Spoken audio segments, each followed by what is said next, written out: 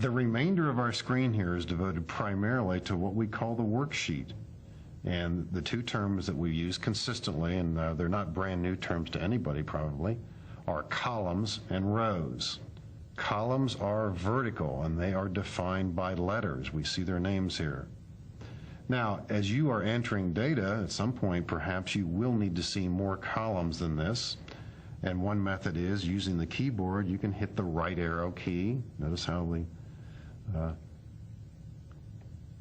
columns go higher and higher. Actually, this point, this cell as we call it, is actually moving to the right. The cell has a name too. At any given time on your screen, there is at least one cell that is highlighted. Now, this actually has a box around it. This is called the active cell. And on the left side of your screen, on the left side of the formula bar, you will see its address. If I were to click here, for example, the address of this cell is defined by its column letters, its row number. This is cell F2. This, as I click here, is H4. Now, a little bit later, as we highlight a few cells, for example, I highlight cells like this, although 8 cells are selected here, the one I started with is the active cell. It's G2. We see it displayed here. Sometimes you highlight cells in an unusual way, like this, for example. There, the active cell is H7. So every cell has a unique address. Now, as we move rightward here, and again, sometimes you do this with the mouse, but another way to move across the screen is if you point along the bottom here, you'll see what's called a scroll bar. You can click and drag this. Notice how it indicates what part of the screen you'll see if you let go. But if we move to the right here, it seems to stop like that. However, with the right arrows, or the right arrow here, you can click and keep moving to the right. Now, again, think of the context of this. You would be moving to the right because you want to put data in columns that are to the right. Maybe you're using up 25, 26, 30 columns of data. You want to use that in your presentation. Notice how the lettering scheme changes after the letter Z. It becomes AA, AB, AC, etc. It cycles through that scheme until it accommodates 256 columns. If I hold down the control key, by the way, and hit right arrow, I'll see that last column, which is column IV. And an old joke is, if you need to use that many columns, you might need an IV also. Using 256 columns is quite a stretch, although you theoretically can do that. A quick way to move back to the upper left-hand corner of the worksheet is to hold down the control key and hit home. That's one of those keystroke shortcuts that also has a similar use in Word, PowerPoint, and other Microsoft packages. As we look down the screen, we see row numbers on the left-hand side, and they're sequential numerically. And if I were to hold down the control key and hit the down arrow, we'll quickly jump to the bottom. There are 65,536 rows in an Excel worksheet. And once again, if you needed to use that many, it would be a large worksheet indeed. And depending upon memory, you may not be able to use them all. At the bottom of the screen here, where we see Sheet 1, Sheet 2, Sheet 3, you want to visualize that although we might be looking at Sheet 1, Sheet 2 has the same grid matrix layout. It too is 256 columns by 65,536 rows.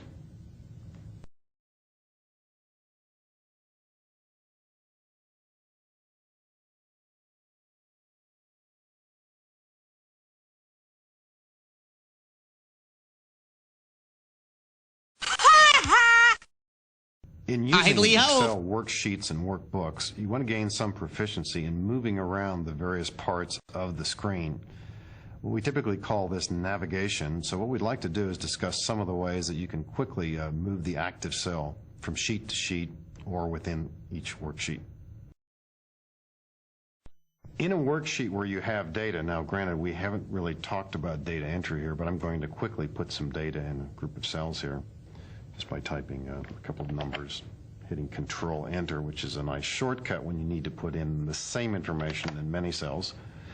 In a worksheet that already has data in it, If you want to go to the lower right-hand corner of the active data, you hold down the Control key and hit the End, that's the END key, just to the right of the Enter key. And the active cell will be placed in a position in the lower right-hand corner.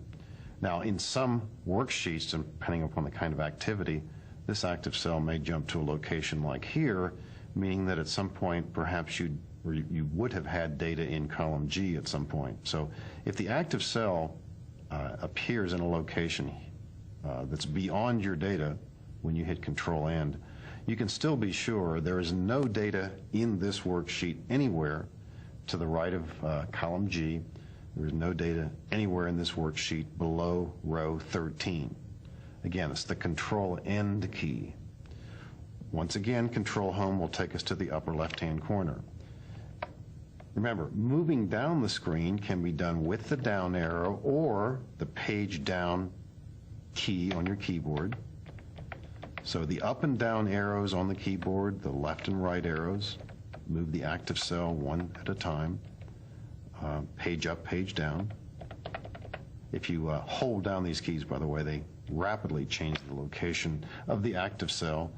And again, depending upon context, if you've just done something with the mouse and your hand is on the mouse and you wanted to move, for example, to G14, clicking on this with the mouse is going to be faster than using the keyboard arrow keys.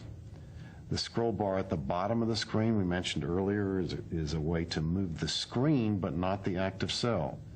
Right now the active cell here is right here at G14, but if I were to hit the right arrow, it stays there, but the screen display changes.